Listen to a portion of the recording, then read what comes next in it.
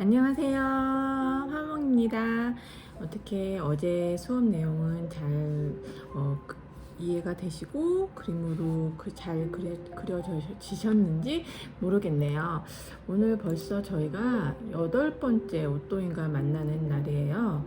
오늘 저희가 같이 공부해보고 그림으로 그려볼 내용은 바로 창밖에서 들어오는 햇빛 또는 저희가 밤에 어디선가 불을 켜면 빛이 나오는 그 빛의 성질에 대해서 한번 공부를 해보고 그림으로 그려볼 건데요. 빛은 가장 중요한 것은 한 곳을 강원으로 두시는 게 중요하고요. 두 번째는 평소에도 주변에 있는 빛의 흐름이나 움직임을 한번 자세히 관찰을 해보세요. 가장 좋은 것은 한낮에 창밖에서 집으로 들어오는 그 빛의 방향과 거기에 하나의 사물을 갖다 댔을 때, 지금 제가 예를 들면 이렇게 연필을 갖다 대면 이 밑에 그림자가 나오죠. 그리고 제가 손을 대면 이 그림자가 나오는데요. 이런 사물의 대상의 위치가 바뀔 때마다 빛이 들어오는 방향과 그 반대 방향에 생기는 그림자, 그리고 이렇게 지금 빛이 제가 손가락으로 가리키는 반쪽에서 빛이 들어오고 있는데요. 그러니까 제 시선 쪽에서 들어오고 있는데 그 빛에 따라서 그림자가 어떻게 생기는지, 연필의 그림자가 이렇게 생기죠. 그리고 사물이 들렸을 때는 그 그림자가 어떻게 생기는지, 이런 것들을 한번 자세히 관찰을 평소에 해보시면 나중에 빛을 이해하고 그림을 그리시는데 큰 도움이 됩니다. 그리고 특히 이 빛을 잘 이용을 하시면요, 이 사물이 가지고 있는 재질, 특히 저희가 이렇게 연필, 단색으로 그림을 그릴 때는 이 사물이 가지고 있는 그 재질의 특징, 예를 들면 유리, 아니면 둔탁한 나무, 반짝이는 게 뭐가 있죠? 스테인리스, 플라스틱, 이런 것들의 그 재질이 가지고 있는 그 특유한 느낌을 내려면 이 빛을 참 잘 이용을 하셔야 돼요. 이렇게 컵에 물이 들었는데요. 빛이 들어오는 방향에서 놓고 봤을 때 빛이 들어오는 방향에 따른 이 컵이 빛을 반사해서 나타나는 어떤 이 반짝임, 이런 것들을 표현을 해주셔야 나중에 특히 재질에 대해서 잘 표현을 해주실 수가 있어요. 또 이렇게 컵을 놨을 때는 빛의 느낌이 전혀 다르게 대상에 들어오거든요. 이런 부분들은 조금 어렵기도 하니까 저희가 차근차근 그림을 그리면서 더 알아나가기로 하고요.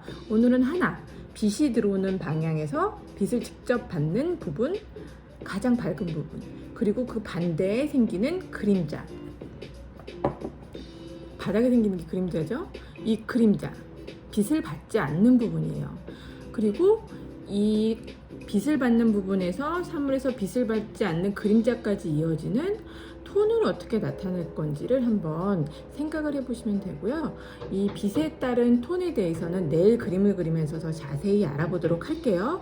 오늘은 이 빛의 느낌을 가장 잘 표현해 줄 수 있는 것을 한번 그려보려고 하는데요. 바로 물방울이에요.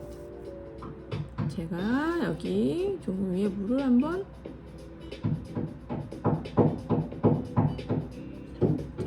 떨어뜨려 보겠습니다. 이게 지금 화면에 보여지나요? 잠시만 한번 움직여 볼까요? 이렇게 화면에 물방울이 떨어진 것이 보이죠? 그러면 제가 아까 말씀드렸듯이 빛이 들어오는 방향에 따라서 이 물방울에 가장 밝은 부분과 어두운 부분이 생기는데요. 지금 시간이 창에서 들어오는 빛하고 집안에서 나오는 집안에 있는 이런 다른 광원들 있죠? 그런 광원들의 빛하고 지금 약간 겹쳐서 이 가장 밝은 부분이 제 시각으로 봤을 때는 좀 애매한데 이쪽에서 들어오는 것처럼 보이기도 해요.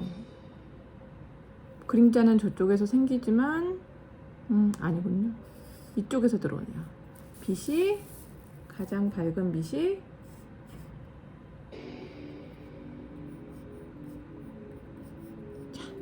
빛이 이렇게 들어오고 있습니다. 그러면 한번 관찰을 해보면서 그려보도록 할까요? 근데 이 작고 또 그 그라데이션을 표현하기 위해서는요, 가끔 삽비보다는 조금 흐린 연필이 도움이 될 때도 있어요. 그래서 오늘은 제가 B 연필로 한번 그려볼게요. 그리고 저희가 계속 이렇게 연필을 길게 선을 쓰기 위해 이렇게 잡았잖아요. 오늘은 작은 사물을 그려볼 거기 때문에 일단 연필을 평소에 지시던 이 글씨 쓰는 모양처럼 한번 잡아보겠습니다. 먼저 물방울의 모양을 이렇게 그려봤어요. 자, 물방울은 제가 계속 관찰을 하고요.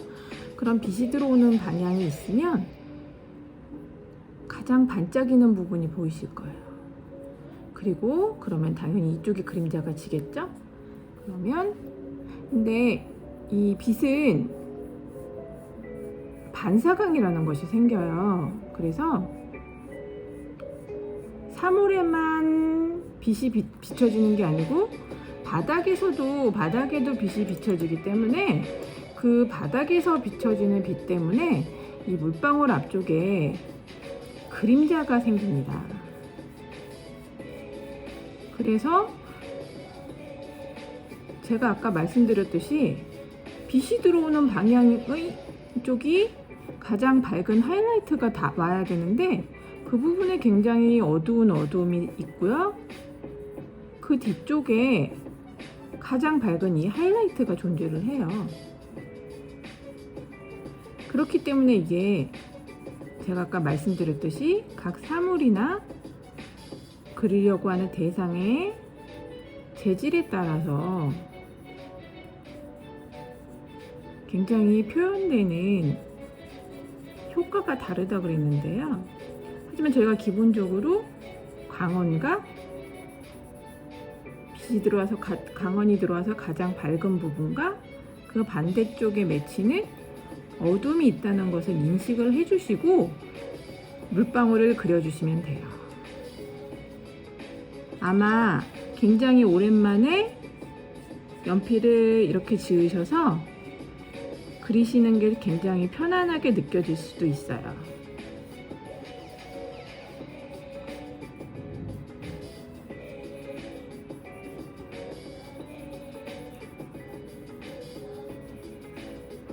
이 밝음의 처리가 어려우시면 손으로 조금씩 문지르시면서 표현을 해주셔도 되고요. 이 지우개로 꼭 이게 지우시는 작업뿐만이 아니라 지우개로 톡톡톡톡 두드려 주시면 그 부분이 완전히 지워지지는 않더라도 색감이 이렇게 조금 남을 수가 있어요. 대신 지우개를 너무 많이 사용하시면 지우개 얼룩이 생길 수 있으니까 그것은 조심해 주시고요. 빛이 이쪽에서 들어오기 때문에 반대쪽에 그림자가 생기는 거죠.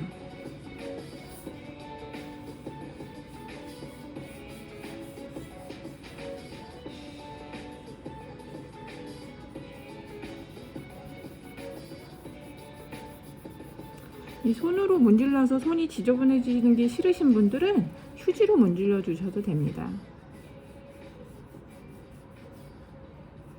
제가 아까 말씀드렸듯이 평소에도 주변의 사물들을 광원에 따라서 그림자가 어떻게 생기는지 한번 관찰을 한번 해보세요. 그러면 어느 순간 이 빛의 흐름이 눈에 들어오기 시작하거든요.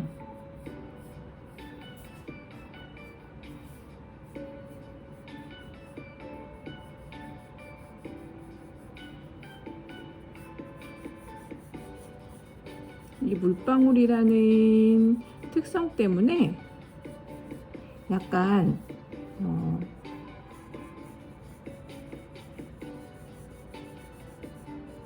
강조가 될 수도 있어요.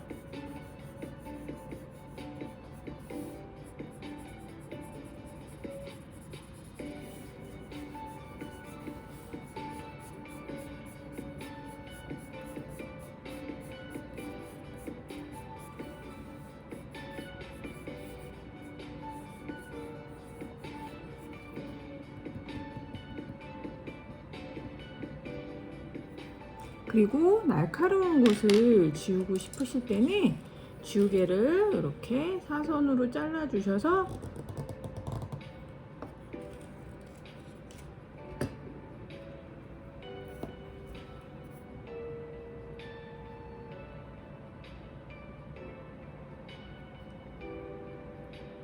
이용을 해주시면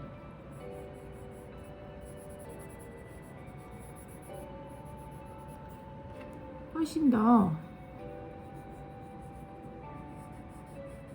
깔끔하게 처리를 해주실 수가 있습니다.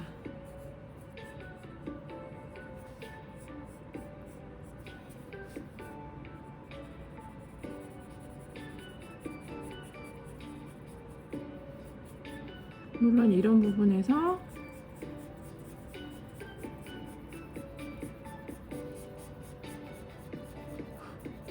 선을 이용하셔서 색감을 내주셔도 되고요.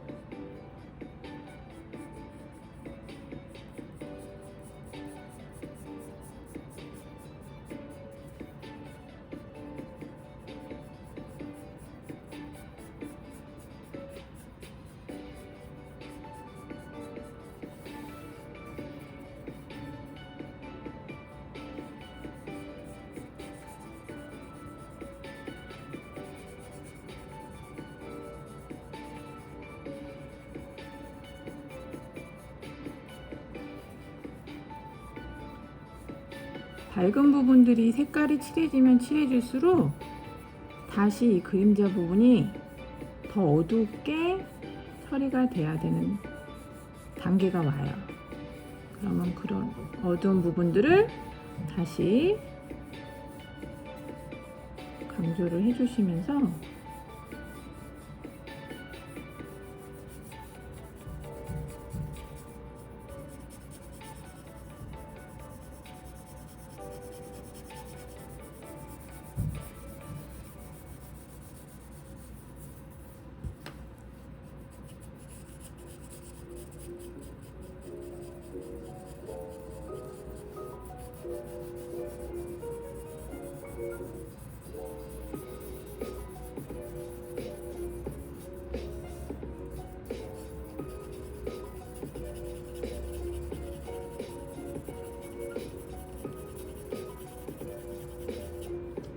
전체적인 색감을 한번 입혀 보겠습니다. 특히 이 유리나 반짝이는 재질들은 반사광 표현을 잘 해주셔야 되는데요. 빛의 투과율이 워낙 높기 때문에 다른 사물들은 반사광이 이렇게 세게 나오지가 않거든요. 이런 유리나 물방울들은 이 반사광이 밝음보다 훨씬 밝을 때가 있어요. 그래서 이런 표현들을 세밀하게 해주시면 이런 물방울이나 유리들의 표현이 훨씬 더 자연스럽게 마무리를 하실 수가 있어요. 자, 좀 완두콩처럼 나왔나요? 조금 더 마무리를 해보도록 하고요.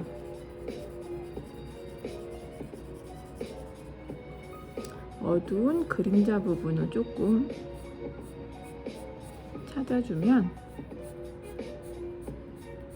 반사광 부분이 강조가 되면서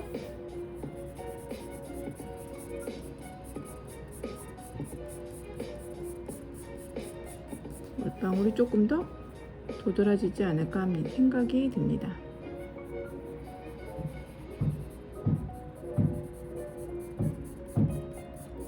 자, 물방울이 어떻게 표현이 좀 잘 됐나요? 조금 어색한 부분이 있기도 한데 한번 제가 더 완성을 시켜보도록 하고요. 제가 아까 말씀드렸듯이 당장 이 물방울을 그리는 것도 중요하지만 물방울을 이렇게 직접 떨어뜨려 놓고 제가 눈으로 보면서 빛이 들어오는 방향과 그 반대 방향에 생기는 반사광, 이런, 그리고 빛에 따라서 생기는 이 사물의 밝고 어두운 흐름의 그라데이션을 잘 관찰을 해보시고 그것을 종이 위에 옮겨보시려고 하는 것이 오늘 가장 키포인트예요. 그러면 주변에 있는 사물들도 더 자세히 한번 꼼꼼히 관찰을 해보시고요. 낮의 광원, 그러니까 창문을 통해서 들어오는 햇빛과 밤의 광원, 저희가 이제 방에 집안에 불을 켜서 생기는 광원에서 나타나는 그런 그림자의 차이, 밝음과 어두운 부분의 차이를 보시면 빛에 따라 사물이 어떤 곳이 밝고 어떤 곳이 어두워지는가에 대해서 한번 다시 생각을 해보실 수 있을 거예요. 그럼 오늘 주변의 사물들 한번 빛에 따른 사물들의 변화에 대해서 잘 관찰을 해보시도록 하시고요. 그러면 내일 만나겠습니다. 오늘도 즐거운 하루였습니다. 감사합니다.